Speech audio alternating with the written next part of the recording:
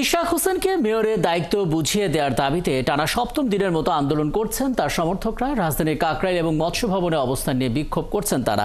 আমাদের সঙ্গে এই বিক্ষোভ সমাবেশের আরও আপডেট নিয়ে হাজির হচ্ছেন সহকর্মী ফরহাদ ইবনে মালিক।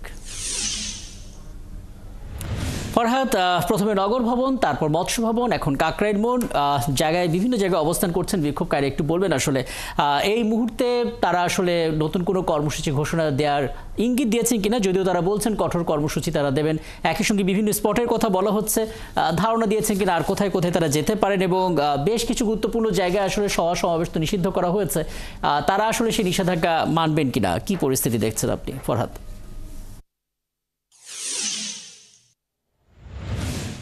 কর্মসূচির সম্ভাবনা বা নতুন কর্মসূচির ঘোষণা আসতে পারে, যে বিষয়টা নিয়ে আপনি প্রশ্ন করছেন তার বিষয়ে জানাতে চাই। এখানে যারা আন্দোলন করছেন, যারা ইশরাক হোসেনকে যারা মেয়র হিসেবে শপথ নিতে দেখতে চান এবং যারা দেখতে চান যে নগর ভবনে ইশরাক হোসেন দায়িত্ব গ্রহণ করবেন এবং দায়িত্ব পালন করবেন, তারা এখানে কোনো আপোষের জায়গা দেখছেন না। তারা বলছেন যে কোনো আপোষ হবে না, তারা তাদের সর্বোচ্চ দিয়ে তারা আন্দোলন করে যাবেন।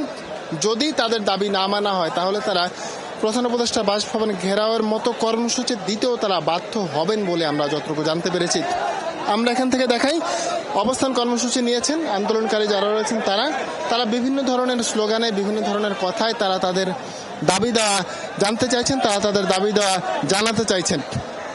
এই মুহূর্তে আমরা কথা বলতে চাই, আমাদের সাথে রয়েছেন রমনা জোনের ডিসি মাসুদ আলম রয়েছেন, আমরা তার সাথে একটু কথা বলতে চাই যে কি অবস্থা দেখছেন এই জায়গাটাতে, তারা এখানে অবস্থান নিয়েছেন।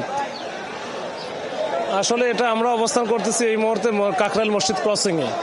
এইখানে বিএনপি সহ তাদের অঙ্গ সংগঠনের নেতাকর্মীরা একসাথে জড়ো হয়েছেন, ওনারা বিক্ষোভ প্রদর্শন করতেছেন। এখন পর্যন্ত শান্তি শৃঙ্খলাভাবে তারা এখানে অবস্থান নিয়েছেন। আমরা এখানে যমুনার দিকে যেন যারা না যেতে পারে, আমাদের ব্লকেড আছে, আমরা অবস্থান নিয়েছি।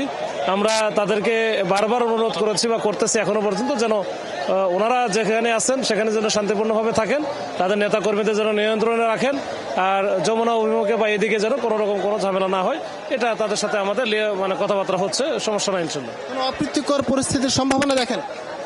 এখন পর্যন্ত নাই, ভবিষ্যতে কি হবে আমি জানি না, তবে সম্ভাবনা ওইভাবে দেখি না আমি। ধন্যবাদ। রমনা জোনের ডিসি আমাদের সাথে কথা বলছিলেন, তিনি আমাদেরকে জানাচ্ছিলেন যে এই অবস্থার কি অবস্থা এখানে রয়েছে এবং আন্দোলনকারীরা শান্তিপূর্ণ অবস্থানে আসেন এবং তারাও আন্দোলনকারীদের শান্তিপূর্ণভাবে তাদের আন্দোলন জারি রাখার পরামর্শ তারা দিয়েছেন বলে আমরা জানতে পেরেছি। আন্দোলনটি চলবে কতক্ষণ পর্যন্ত চলবে, যতক্ষণ পর্যন্ত তারা তাদের দাবি দেওয়া আদায় না করতে পারছেন ঠিক ততক্ষণ পর্যন্ত রাখেন। এখন পর্যন্ত কাকরাইল মোড়ে এই ছিল আমার কাছে সর্বশেষ। অনেক ধন্যবাদ ফরহাদ ইবনে মালিক, এবং কি হয় না হয় সেটাও নিশ্চয়ই প্রতিনিয়ত আপনি আমাদেরকে আপডেট করবেন, এবং নিশ্চয়ই পরবর্তীতে আরও কথা হবে আপনার সঙ্গে। ফরহাদ ইবনে মালিক আমাদের সঙ্গে যুক্ত হচ্ছেন এতক্ষণ।